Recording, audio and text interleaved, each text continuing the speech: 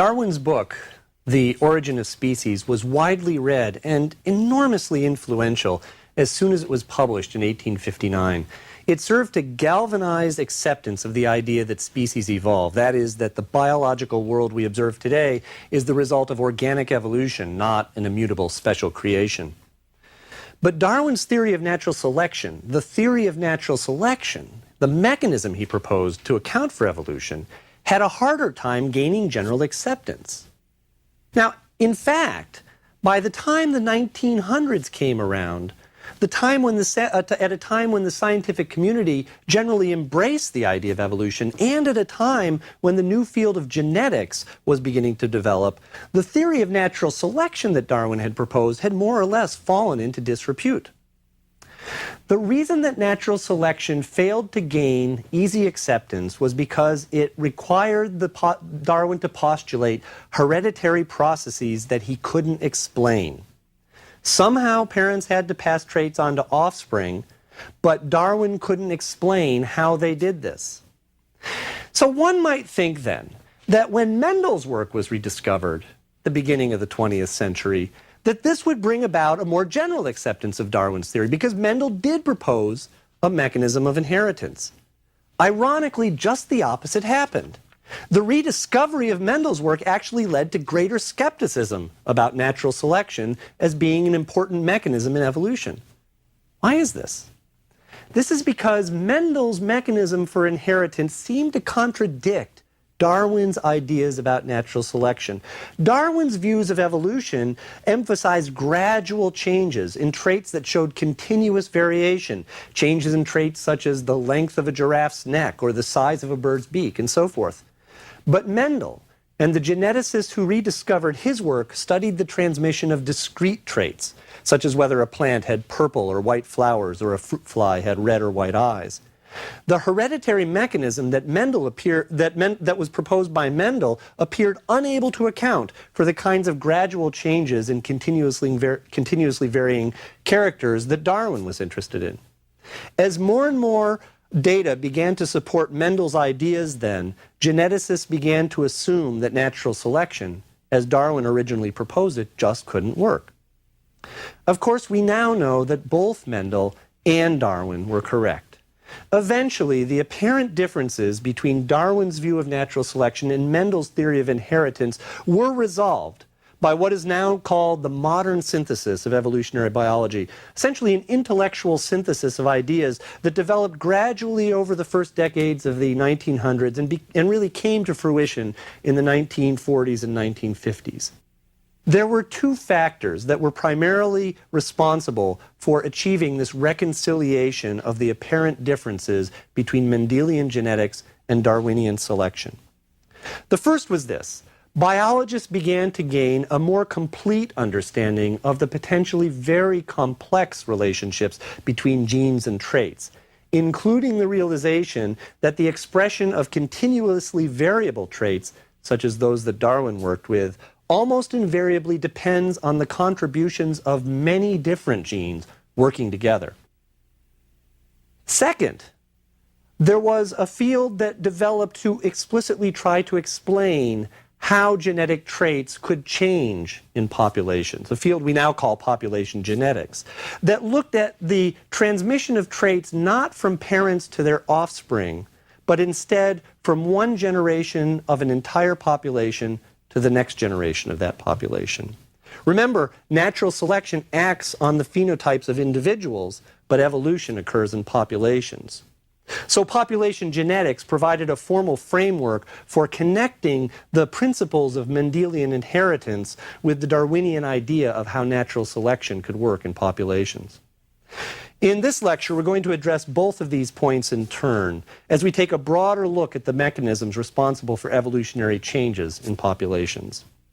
First, let's quickly look at some of the complexities that can arise when we look in more detail at the relationship between genes and the expression of traits associated with the genes. The key point here really is a very simple one.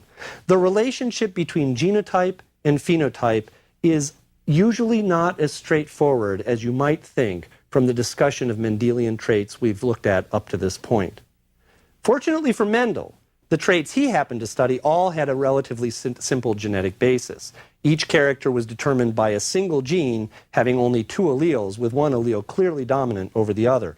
But in many, if not most cases, we find much more complex relationships between alleles and the expression of trait. Let me outline some of the main reasons that this is the case. The first set of reasons arises from the fact that alleles for a given gene can interact in more complex ways than Mendel had discovered. Consider snapdragon flowers, for example. Flower color in this case is determined by, again, a single gene having two alleles, just as in Mendel's pea plants. Also, like in Mendel's peas, we can find homozygous lines that are true breeding for either red or white flowers. In this case, we'd refer to the red flowers as being homozygous for whatever the red allele was, and white flowers as being homozygous for whatever the white allele is. So far, so good. We're just on the same page as Mendel. However, if we cross these two pure breeding lines of red and white flowered snapdragons, we see something that wouldn't have been predicted by Mendel. And specifically, we find that in the F1 generation, all of the flowers are pink. Now, this seems to contradict Mendel's theory completely. In fact, if anything, it supports the blending hypothesis that Mendel was supposed to have disproved. But if we cross these pink F1 individuals and look at the F2 generation, we get a pattern that begins to become more consistent with Mendel's thinking. Among the F2 offspring, we find a phenotypic ratio of one red individual for every two pink individuals for every one white individual. So a 1 to 2 to 1 ratio of red to pink to white.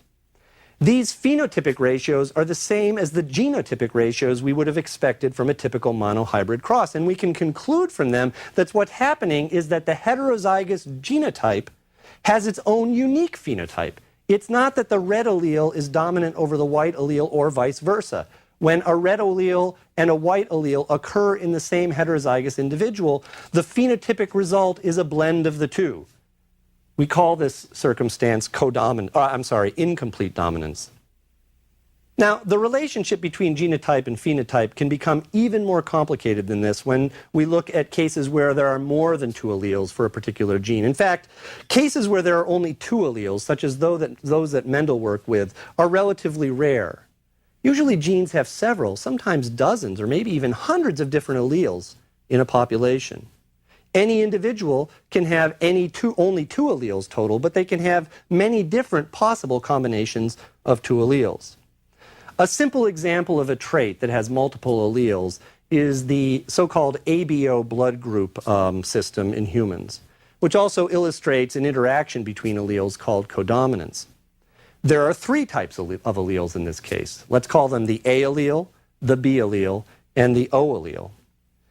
A and B are both dominant over O, but A and B are not dominant over each other. In fact, they're codominant. What that means, if the A allele and the B allele occur in the same individual, they both express themselves. So what you get is, if you're a genotype that has two A alleles, or an A allele and an O allele, you will have the phenotype of blood type A. Or if you've got two B alleles or a B and an O allele, you'll be blood type B. If you have an A and a B allele, then you're blood type AB. You have what are actually cell surface proteins or associated with your blood that are expressed by both of these two genes, both of these two alleles. If you're homozygous for the O allele, then you will be the relatively rare, or the relatively common, I should say, blood type O. Now, interactions among alleles actually can be far more complicated than these relatively simple examples, but they serve to show us that we have to move beyond Mendel when we think of the relationship between genotype and phenotype, even when we're only looking at one particular gene. Now, another factor that complicates the relationship between genes and traits is that different genes often interact with each other. For example, the phenotypic expression of one gene often is affected by another completely different gene in a condition that we call epistasis. Epistasis comes from the Greek meaning causing to stop, because often the interaction involves the expression of one gene simply blocking the expression of another. Consider, for example, fur color in mice. In this case, there's a gene which happens to have two alleles that affects the darkness of the fur's pigment, with the allele for black coat color being dominant over the allele for brown coat color. Mice that are homozygous for the black allele or heterozygous will have potentially black fur coats, and only mice that are homozygous for the recessive brown allele can be brown. This seems simple, but there's more to the story. There's an entirely different gene that affects whether the pigment gets deposited in the hair in the first place. Now, if the mouse has a genotype at this second allele, or at the second locus that prevents pigment deposition, then the mouse will be white, regardless of what its genotype is for fur color. In this way, there's an epistatic effect of pigment deposition on fur color. The phenotypic effects of the fur color gene are not independent of a completely different genetic locus. Now, there's a third and really ubiquitous set of factors that affect the relationship between genotype and phenotype and make it much more complex than the kinds of relationships that Mendel worked with. And this is the effect of the environment on how genes are expressed. In general, there are few, maybe no cases where the phenotypic effects of a gene are not influenced potentially in some way by the physical environment in which an organism finds itself. Even in Mendel's experiments, the full expression of phenotypes such as flower color or seed shape and so forth were affected by environmental factors such as the amount of sunlight the plants received, the amount of water or nutrients and so forth that they had available to them. Mendel understood this, and in fact he took great pains to raise plants under identical physical conditions as much as possible to remove these environmental effects, and that's why he was able to see relatively clear dichotomous traits. In the real world, of course, the environments that individuals with different genotypes find themselves in is not controlled in this way, and therefore environmental factors generally have a very strong effect on gene expression. We're going to look in more detail at how the environment affects gene action later in the course when we talk about development. Now, the final reason I'll cite for why the relationship between genes and traits is more complex than Mendel and his followers originally imagined is the fact that for many heritable traits, the expression of the trait depends on the action of many different genes in a cumulative fashion. Mendel, as you know, worked with discrete traits, but many of the most interesting traits, including those that Darwin emphasized, don't sort out into discrete categories, but instead show continuous variation along some continuum. We call these kinds of continuously varying phenotypic characters quantitative traits. They're called quantitative traits because the phenotype of an individual has to be measured with some sort of ruler or yardstick, or quantified, we'd say, on some continuous scale. Quantitative traits share in common the fact that they're almost invariably the product of the additive effect of alleles across several, if not many, many different genes. And that cumulative effect is what contributes to a single phenotypic character. Let me make this clear with an example. Skin color in human is a quantitative trait with a continuous distribution of skin colors ranging from very light, of course, to very dark. There's evidence that skin pigmentation is affected by at least 3 independently inherited genes. Now, the real story is a little more complicated than this, but I'm simplifying here to make a point. Each of these genes has 2 alleles, one associated with the production of more skin pigment and one associated with the production of less skin pigment. The effect of the alleles for all of these genes is additive. That is, the more of the dark skin alleles you possess for any of these 3 genes, the darker your skin. So a person with 6 dark-skinned alleles across all 3 genes, which is the total possible you could have, would have the darkest skin, whereas an individual with no dark-skinned alleles would have the lightest skin. And of course, individuals that have some number of alleles in between would have intermediate skin colors. So in this simplified example then, individuals would at least range along a set of categories ranging from 0 skin alleles to 6 skin alleles. In other words, at least 7 gradations. Now, in fact, this greatly oversimplifies that particular case because there are many other factors including genetic factors that affect skin color. But it makes the general point that as we add more genes affecting a single trait, we get a more and more finely divided continuous gradation of the possible phenotypes that an individual can express. And it's this continuous variation that was what Darwin wanted to explain with his evolutionary theories. It was the realization that quantitative traits could be actually accounted for by the action of multiple genes, each of which on its own conformed to Mendelian principles of inheritance, that was one of the major contributors leading to the synthesis of Mendelian genetics with Darwin's ideas about natural selection. Okay, now let's turn our attention to the other thing that contributed in a major way to reconciling the work of Mendel and Darwin, which was an understanding of how to account for the transmission of traits not just between parents and offspring, but across successive generations of entire populations. Because evolution occurs on the level of populations, we need to be able to describe genetic variation in population terms, not just in terms of the genotypes of individuals, in order to understand how that variation is maintained or changed over time. That is, what we want to do is to understand how alleles for particular genes are transmitted in populations as a whole. To do that, let's first define what we might want to call a population. A population, in genetic terms, is a localized group of individuals of the same species that all are capable of interbreeding. They're in the same place, they're the same species, they can all mate with each other. Because these individuals can interbreed, we can consider their genetic makeup in an aggregate fashion. We call this aggregate genetic makeup the gene pool of a population. The gene pool is literally all of the alleles for all of the gene loci for all of the individuals in a population. When we were working with Mendelian genetics, the possible genetic makeup of an offspring depended solely on the particular alleles present in the genotypes of its parents. But in population genetics, the genetic makeup of a future generation in a population is drawn from the gene pool as an aggregate whole and depends on the relative frequencies of all alleles available in that population, potentially regardless of which individuals have those alleles. In the most fundamental terms, then, population genetics is going to allow us to represent evolution as a change in the gene pool of a population, which ultimately has to be what's happening.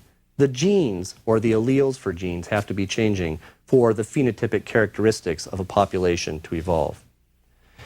Let's consider a concrete example for how we can describe allele frequencies in a population gene pool. I'm going to pick a relatively simple and fun trait to consider. Ask yourself if you can roll your tongue. That is, see if you can stick out your tongue and roll the sides upwards. Now, it turns out that this trait, almost remarkably, seems to be determined by a single gene that has two alleles. People who can roll their tongues have the dominant phenotype, meaning they have at least one copy of the dominant allele. Let's call it big T. They might be homozygous or they might be heterozygous. And individuals who can't roll their tongues are homozygous for the recessive allele, little t, little t.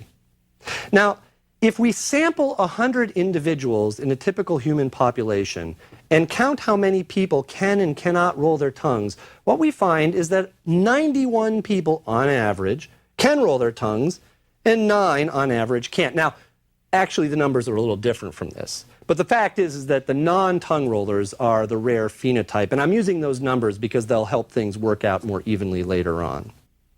The 91 individuals who can roll their tongues, or I should say 91% of the population, and the 91% of the population that can roll their tongues, and the 9% of the population that can't, represent the frequencies of the phenotypes in the population for this trait. But what does the gene pool for this trait look like in a population? Another way to put this question is, what's the relative frequency of the two alleles for this trait in the population as a whole? So if we have this population we've sampled of 100 people, one thing we know is that there are 200 alleles. Every individual has 2 alleles. If we've got 100 people, we've got a gene pool for this one trait. Now, we're just talking about the one trait. That's 200 alleles. The question then is, of those 200 alleles, what percentage are big T alleles and what percentage are little t alleles? Now, it's hard to answer that question directly, because although we can count the phenotypes in a population by just asking people if they can roll their tongue or not, we can't determine directly the genotypes. And that's because although we know the non-rollers are both little t, we don't know what the proportions of rollers are that are homozygous or heterozygous. Now, if we did know that, what we could do is then just count up the number of alleles total. Let me just simplify the math and tell you that because we know the frequency of the recessive phenotype, we can do some back calculations and figure out what the relative frequencies of the homozygous dominant phenotype and the homozygous dominant genotype and the heterozygous genotype must be. As I said, these can be tongue twisters. And I'm going to spare you the details and just tell you that if we do the math, we would find the following allele frequencies in a population like this. 70% of those total 200 alleles would be big T alleles. That is 140 on average out of 200. And 30% would be little t alleles. Let's just call, for the sake of argument, the frequency of the big T allele P and the frequency of the little t allele Q. Typically, we refer to these frequencies when we're talking about frequencies of alleles in gene pools in terms of decimal fractions. So we would say that P, the frequency of big T, is 0.7, and Q, the frequency of little t, is 0.3. Because there are only two alleles in the whole gene pool in this example, the total has to equal 1. In other words, P plus Q has to equal 1. Now, let's say we've described the gene pool of the population in this way. What can we do with this information? The question we want to ask next, and this is really getting to the key question, why we're doing this exercise, is what would happen to these allele frequencies, P and Q, if this population mated and produced another population? In other words, if all the individuals in this population reproduced and we got another generation of this population. This is an important question to begin asking because remember, evolution represents a change in relative allele frequencies in a population's gene pools. So we want to ask, how can we look at how these allele frequencies change? A simple mathematical model for answering this question was introduced actually by two different people in the same year, in 1908, by G.H. Hardy, who was an English mathematician interested in probability theory, and Wilhelm Weinberg, who's a German physician interested in population genetics as an amateur. Now, Hardy and Weinberg independently reasoned that we could model the mating of a population by considering picking alleles from that population's gene pool at random. A way to think about this is to imagine that the gene pool of a population is like a big bucket of alleles.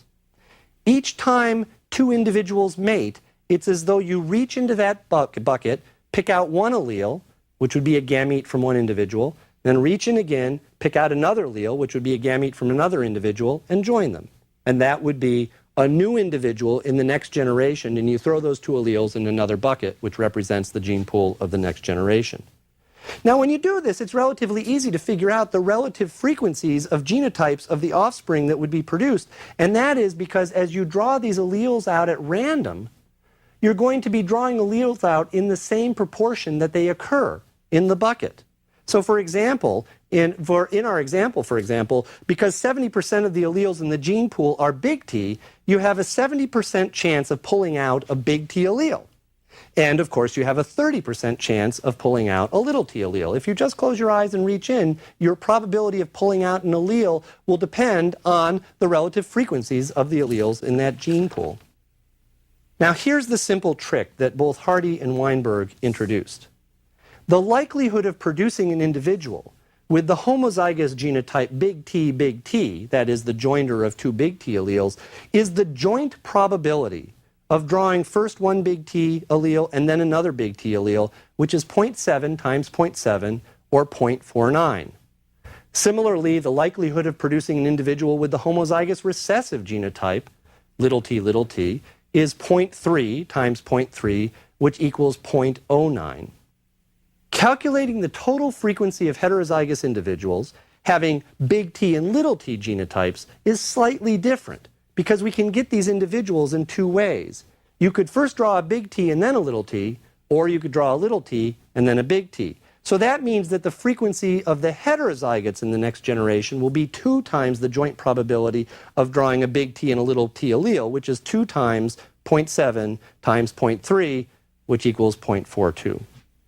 Now, I don't expect you to follow this math in your head, although you could work this out on a piece of paper if you wish. So let me tell you what we've just done, following the approach taken by Hardy and Weinberg.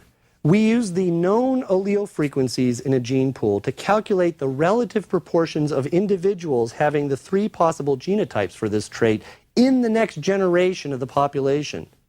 Using the names that we've given to the frequencies of these allele types, we'd say that there are p squared homozygous big T individuals, q squared homozygous little t individuals, and 2pq heterozygous individuals.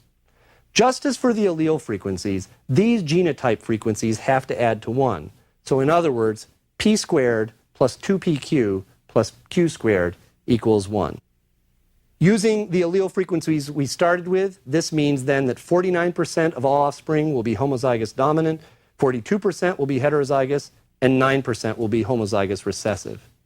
Notice that if we look at the phenotypic frequencies associated with these genotypic frequencies, we would find 91% of all individuals to have the tongue-rolling phenotype because we would be adding the 0.49 and the 0.42% of the homozygous dominant and the heterozygous, which is where we started at the beginning. More importantly, and this is where we get to the crux of the matter, we can ask what the allele frequencies are in this next generation that we've just produced by sexually reproducing our bucket of alleles this way. I won't take you through the math here, but suffice it to say that the way you would do this is simply to count up all the alleles that must be found in those individuals having the genotype frequencies we just calculated. So for example, each homozygous dominant individual must have 2 big T alleles. So we ask how many proportionately homozygous individuals there are, multiply it by 2, and that's sum of the big T alleles, and then we add to that the half the number of heterozygous individuals, because each of those heterozygotes will have 1 big T allele, and so forth. If we do this kind of math, what we find is that after we've gone through a generation of sexual reproduction, we end up with the frequency of the big T allele in the next generation as 0.7, and the frequency of the little t allele in the next generation is 0.3. But these are exactly the same frequencies of alleles we had in the first generation. We started with 0.7 and 0.3. We allowed this population to breed randomly, to sexually reproduce and create a new generation, and we find that we have the same genotype frequencies as we began. Nothing has happened to the allele frequencies in this population from generation to generation. This result we call the Hardy-Weinberg equilibrium. It's an equilibrium because it suggests that allele frequencies and genotype frequencies will remain constant in a population from generation to generation. Now, this is a little surprising because we're interested in how allele frequencies change, how gene pools change. But the Hardy-Weinberg calculations we've just gone through show that if we allow a population to reproduce sexually, we don't expect anything to change at all. This surprising conclusion raises really 2 questions. First, what happened to all that variation that was supposed to be created by sexual reproduction? I've been going on and on about how sex creates genetic variation. We've just had a population go through sexual reproduction and we get the same allele frequencies as we had before. The answer is that genetic recombination has no effect on allele frequencies. All it does is just shuffle the relative combinations of alleles. In other words, meiosis shuffles the genetic deck, but it doesn't change the cards you've got in the gene pool. The second question I want to ask is this: how can we ever get a change in allele frequencies in a population if this Hardy-Weinberg equilibrium tells us they generally don't change? The answer to this second question has to do with the fact that the Hardy-Weinberg equilibrium only holds if certain assumptions inherent in the mathematics that underlie it are met. When those assumptions are violated, allele frequencies will change from one generation to the next. And it's by understanding what those assumptions are and how they're violated that we gain insight into the mechanisms that are responsible broadly for evolutionary change in populations. And that's going to be the subject of the next lecture.